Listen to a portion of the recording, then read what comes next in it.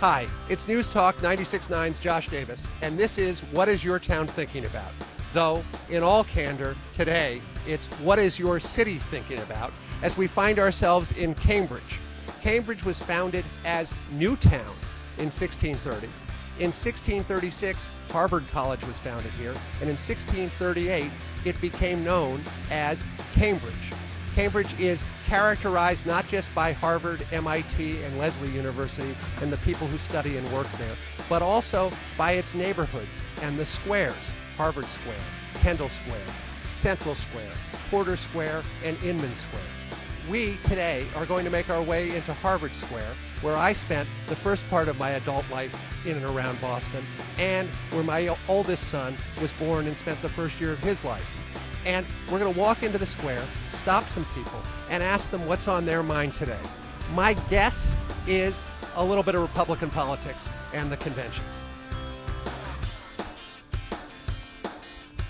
I was very interested to see how Romney came across in the coverage on the convention, and I think they did an excellent job on his image. It was well thought out. I thought that he had a very clear purpose in what he was trying to accomplish. I didn't agree with a lot of what he said, so that was kind of an emotional reaction on my part. I think they have some very valid points, but I'm not sure really if they can deliver their promises. Watching how a lot of the polls saying that women don't feel he understands them, and I thought he covered that very well. And Romney's speech was pretty effective in kind of depicting a different picture of Mitt Romney and appealing to female voters. They've talked about him being very much a businessman and not seeing the human side of him. I thought that he covered that very well. I did watch Paul Ryan, and the mendacity was outrageous. But the problem, I think, is that the American electorate is so poorly informed, the truth doesn't seem to matter. I think it works somewhat, but I think that they need to be very specific. I think they really don't have any plan in terms of how they're going to cut the budget and make the economy to grow.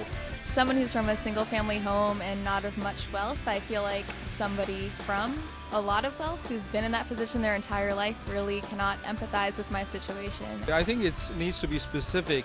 It really needs to be, how they're going to be able to cut the budget and make the economy grow and solve some of the problems.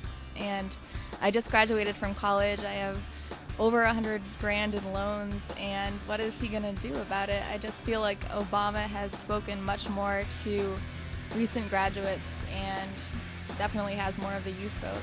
Like Clint Eastwood, he's a professional performer, and I'm a huge fan. I go to everything he's in. I think he's fantastic. But I just thought, really, we shouldn't do things that we're not very good at. And he wasn't scripted, he wasn't, and usually actors are, and everybody else was. And I didn't think the chair thing worked, and I thought the whole thing dipped. Did you leave with a positive impression of Romney the man? I did, very much. I thought it was an excellent speech. And then for him to say, instead of, and he's done everything wrong, he said, you should feel good about somebody when they're president as well as when you voted for them. Yeah. I thought that was actually pretty smart. Mm-hmm. I agree. I agree that it stepped away from some of the things that they were doing during the campaign. So think about this as takeaways from Cambridge. Takeaway number one, this is a community full of articulate people, much, much more articulate than Clint Eastwood proved to be last night at the Republican National Convention. Observation number two, even here in this incredibly democratic city, Mitt Romney made some headway during the convention, and people are interested in hearing what he has to say and how he would solve our economic problems. And observation number three, these folks do not care nearly as much as those of us in the media think they might about who they like more or who they want to have dinner with. That was one thing almost everybody told us. So look, if you want to know what's on my mind, check out the Josh Davis page and my blog on the News Talk 96.9 website.